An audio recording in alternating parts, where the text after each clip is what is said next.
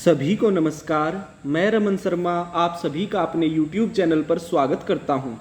अगर आप इस चैनल पर नए हैं तो चैनल को सब्सक्राइब करें, वीडियोस को लाइक, कमेंट और शेयर करें।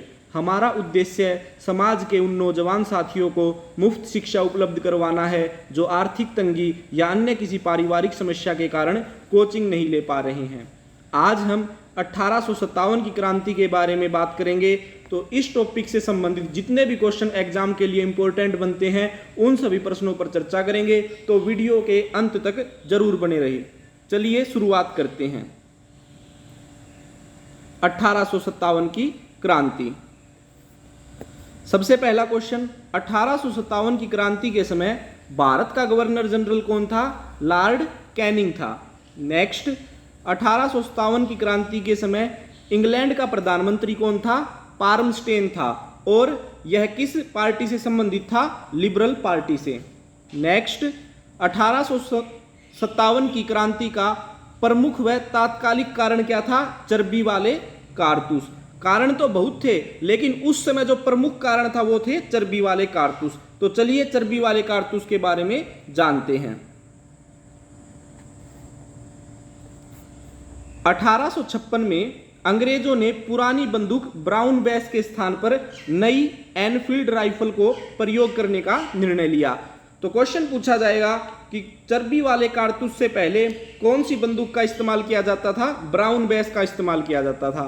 फिर क्वेश्चन बनेगा, अंग्रेजों ने ब्राउन बेस बंदूक के स्थान पर कौन सी राइफल का प्रयोग करना आरंभ किया? एनफील्ड राइफल का। क्लियर है। नेक्स्ट, इसके कारतूस को राइफल में भरने से पहले मुंह से खोलना पड़ता था। इन कारतूसों पर गाय और सूअर की चर्बी का प्रयोग किया गया था। क्लियर है। जो एनफील्ड राइफल थी उसके अंदर जो राउंड डाले जाते थे उन राउंड को मुंह से छीलना पड़ता था और उसके ऊपर किसकी चर्बी लगी हुई थी? गाय और सूअर की चर्बी लगी हुई थी।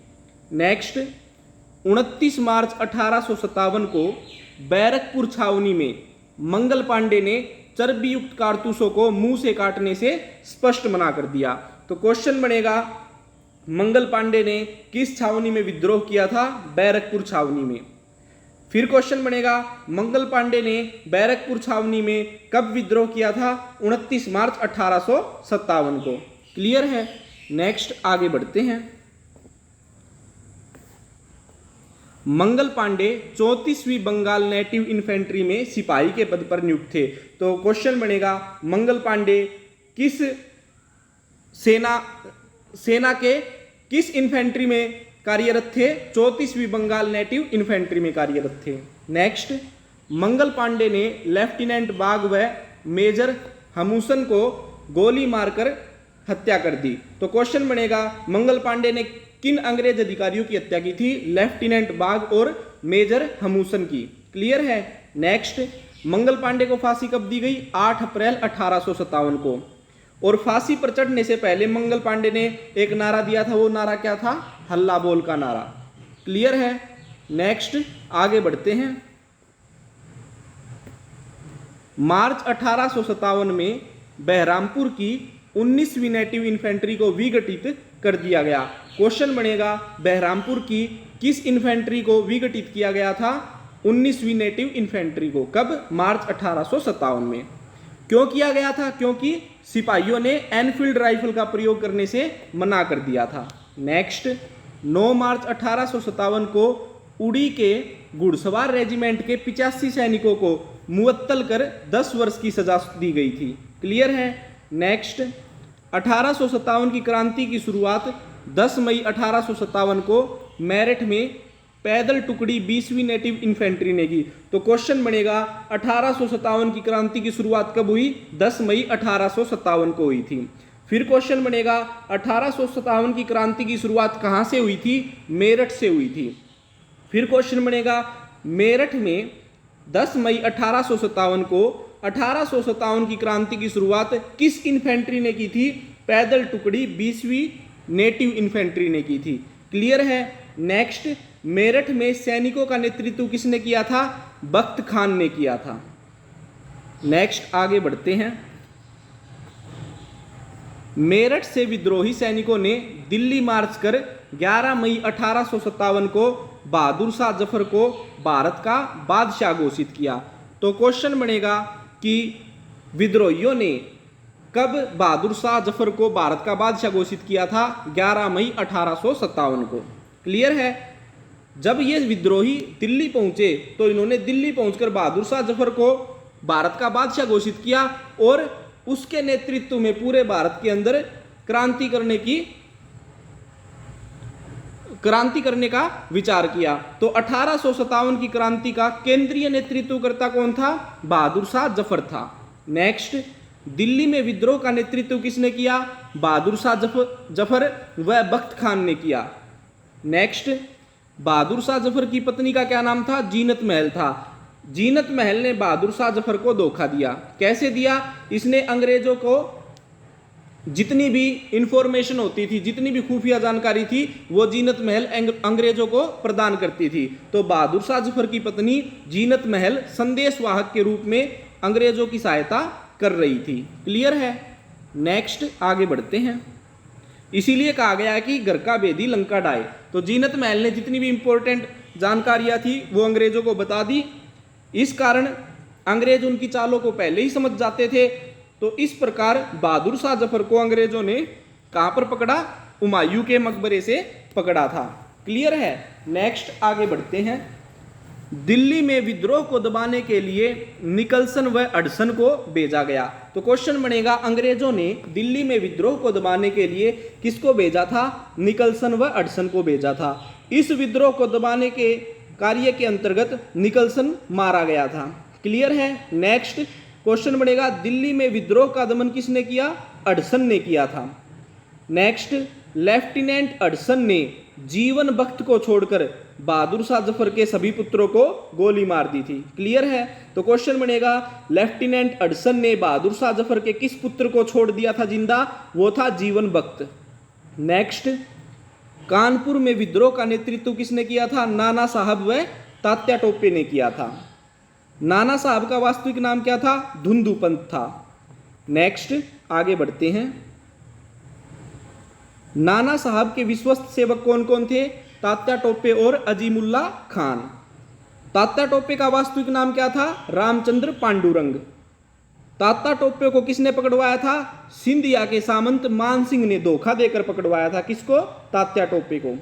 और इन्हें पकड़ने के बाद अंग्रेजों ने इन्हें फांसी की सजा दे दी थी। तो तात्या टोपे को अंग्रेजों ने 18 मार्च 1859 को शिवपुरी में फांसी दी। तो क्वेश्चन बनेगा, तात्या टोपे को अंग्रेजों ने फांसी कहां पर दी थी? शिवपुरी में दी थी।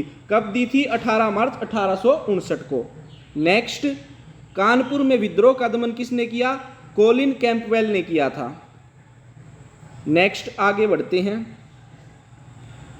कानपुर के विद्रोह के दमन के बाद नाना साहब कहां चले गए थे? नेपाल में चले गए थे। नेक्स्ट, लखनऊ में विद्रोह का नेतृत्व किसने किया? बेगम हजरत महल ने किया था। बेगम हजरत महल का वास्तविक नाम क्या था? मुहम्मदी खातून था। बेगम हजरत महल का जन्म कब हुआ? 1820 में हुआ था।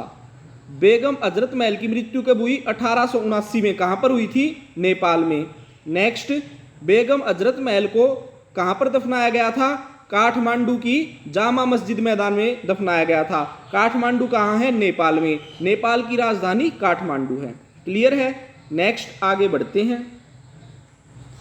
लखनऊ के विद्रोह का दमन के दौरान अंग्रेज अधिकारी हेनरी लॉरेंस मारा गया था। नेक्स्ट, लखनऊ के विद्रोह का दमन किसने किया? कोलिन कैंपवेल ने किया था। अगर ये पूछा जाए कि लखनऊ के विद्रोह के दमन के दौरान कौन सा अंग्रेज अधिकारी मारा गया था, तो आपका आंसर होगा हेनरी लॉरेंस। और यह पूछा जाए कि लखनऊ के विद्रोह का दमन किसने किया था, तो आपका आंसर होगा कोलिन कैंपवेल। नेक्स्ट, झांसी में विद्रोह का नेतृत्व किसने किया? रानी लक्ष्मीबाई ने किया।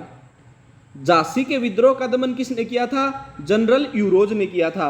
जब जनरल यूरोज रानी लक्ष्मीबाई के साथ लड़ा तो वो उनकी वीरता से बहुत प्रभावित हुआ और युद्ध के बाद उन्होंने क्या बात कही थी? रानी लक्ष्मीबाई से की वीरता से प्रभावित होकर यूरोज ने कहा था कि क्रांतिकारियों में वह एक अकेली मर्द थी। नेक्स्ट, 1857 के विद्रोह में मद्रास विद्रोह से अछूता रहा। यानी भारत के अंदर एक ऐसी प्रेसिडेंसी जिसके अंदर विद्रोह नहीं हुआ था तो वो था मद्रास। क्लियर है? नेक्स्ट आगे बढ़ते हैं। 1857 के विद्रोह के समय पटना का कमिश्नर कौन था? विलियम टेलर था, या डब्ल्यू टेलर भी से आप बोल सकते हैं। नेक्स्ट अब हम बात करेंगे 1857 की क्रांति के प्रमुख के अंदर ये स्थान है, फिर उनका नेतृत्वकर्ता और फिर जिन्होंने उस विद्रोह का दमन किया था उनका नाम आएगा। तो दिल्ली से नेतृत्वकर्ता कौन थे? बहादुर शाह जफर और बख्त खान। दिल्ली के अंदर विद्रोह को दबाया था अडसन ने। फिर बात करते हैं कानपुर। कानपुर के नेतृत्वकर्ता थे नाना साहब और तात्या टोपे, और यहाँ कैंपवेल ने विद्रोह का दमन किया। लखनऊ में बेगम हजरत महल ने नेतृत्व किया और कैंपवेल ने, कोलिन कैंपवेल इनका पूरा नाम था, इन्होंने दमन किया था। फिर झांसी की बात करें तो रानी लक्ष्मीबाई ने नेतृत्व किया और दमन किया जनरल ह्यूरोज ने। नेक्स्ट इलाहाबाद से लियाकत अली ने विद्रोह का नेतृत्व किया और कर्नल नील ने विद्रोह का दमन किया था। नेक्स्ट आगे बढ़ते हैं। जगदीशपुर से नेतृत्व कुंवर सिंह ने किया, बरेली से नेतृत्व खान बहादुर ने किया, फैजाबाद से नेतृत्व मौलवी अहमदुल्ला ने किया और फतेहपुर से अजीमुल्ला ने नेतृत्व किया था विद्रोह का। क्लियर है। नेक्स्ट अब हम बात करेंगे 1857 के विद्रोह के बारे में इतिहासकारों का मत, यानी 1857 के विद्रोह के बाद जो इतिहासकार थे उन्होंने उस युद्ध के बारे में क्या क्या कहा था। क्वेश्चन पूछा जाएगा कैसे, देखिए पहला, यदि उनमें एक भी योग्य नेता रहा होता तो हम सदा के लिए हार जाते। यह कथन किस इतिहासकार ने कहा?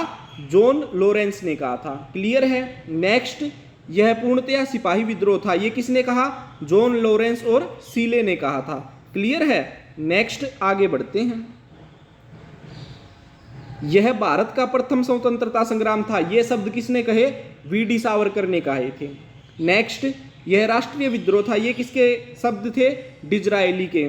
नेक्स्ट, यह अंग्रेजों के विरुद्ध हिंदू व मुसलमानों का षड्यंत्र था, यह बात किसने कही थी? जेम्स आउटरम और डब्ल्यू टेलर यानी विलियम टेलर ने। नेक्स्ट, यह बर्बरता तथा सभ्यता के बीच युद्ध था, यह बात किसने कही? टी.आर. होम्स ने कही। यह धर्मांधों का ईसाइयों का विरुद्ध युद्ध था, यह किसने कही? L.E.R. रीज ने कही थी। क्लियर है। नेक्स्ट अब हम बात करेंगे अंग्रेजी भारतीय सेना के बारे में, क्योंकि जो 1857 की क्रांति थी उसे सबसे ज्यादा सैनिकों ने ही आगे बढ़ाया था, तो इसलिए अंग्रेजी भारतीय सेना के बारे में बात करते हैं। तो सबसे पहले क्वेश्चन बनता है, अंग्रेजी भारतीय सेना का जनक किसे कहा जाता है? मेजर स्ट्रिंजर लॉरेंस को कहा जाता है। अंग्रेजी भारतीय सेना का निर्माण कब आरंभ हुआ था? 1748 में आरंभ हुआ था। क्लियर है। नेक्स्ट, 1857 के विद्रोह के समय यूरोपीय व भारतीय सैनिकों का अनुपात कितना था? 1:6। यानी जो अंग्रेजों ने भारत के अंदर अपनी सेना बनाई थी उसके अंदर अगर 1 यूरोपीय सैनिक था तो उसके स्थान पर 6 भारतीय सैनिक थे, यानी 1:6 का अनुपात उस समय था। 1857 के विद्रोह के बाद सेना का पुनर्गठन किया गया, जिसके लिए एक आयोग का गठन किया गया। उस आयोग का क्या नाम था? पील कमीशन। क्लियर है। नेक्स्ट आगे बढ़ते हैं। पील कमीशन ने अपनी रिपोर्ट दी, उस रिपोर्ट के अंदर क्या बताया गया? पील कमीशन की रिपोर्ट पर सेना में भारतीय सैनिकों की तुलना में यूरोपीय सैनिकों का अनुपात बढ़ाया गया तथा उच्च सैनिक पदों पर भारतीयों की नियुक्ति पूर्ण रूप से प्रतिबंधित कर दी गई, जो पहले से ही प्रतिबंधित थी। यानी पील कमीशन ने क्या कहा कि जो ये सेना है, इस सेना के अंदर भारतीय लोगों की संख्या बहुत ज्यादा है, उसे तो कम किया जाए और जो यूरोपीय सैनिक हैं उनकी संख्या को बढ़ाया जाए, और जो ऊंचे पद हैं सेना के उसके अंदर भारतीयों को बिल्कुल भी ना लगाया जाए, ऐसी उन्होंने रिपोर्ट दी थी। तो इस रिपोर्ट के बाद 1857 के विद्रोह के बाद बंगाल की सेना में यूरोपीय व भारतीय सैनिकों का अनुपात 1:2 रखा गया, जबकि बंबई व मद्रास में 2:5 रखा गया। क्लियर है। नेक्स्ट आगे बढ़ते हैं। अंग्रेजी भारतीय सेना में भारतीयों को ऊंचे से ऊंचा प्राप्त होने वाला पद कौन सा था? सूबेदार का पद था। क्लियर है। नेक्स्ट, 1857 के विद्रोह में भाग लेने वाले बिहार, अवध तथा अन्य स्थानों के व्यक्तियों को गैर लड़ाकू घोषित किया गया और सेना में उनकी संख्या कम कर दी गई। यानी जिन्होंने विद्रोह किया था या जिस क्षेत्र के लोगों ने विद्रोह किया था उस क्षेत्र के लोगों को क्या कहा गया, गैर लड़ाकू कहा गया और उनकी संख्या सेना से कम कर दी गई। जबकि विद्रोह को दबाने में अंग्रेजों की मदद करने वाले सिख, गोरखा व पठानों को लड़ाकू जातियां घोषित किया गया और इन्हें बड़ी संख्या में सेना में भर्ती किया गया। क्लियर है? तो ये थी 1857 की क्रांति से संबंधित महत्वपूर्ण प्रश्न। आशा करता हूं आपको ये सभी प्रश्न अच्छे से समझ में आ गए होंगे। मिलते हैं नेक्स्ट वीडियो में, तब तक के लिए धन्यवाद। जय हिंद, जय भारत।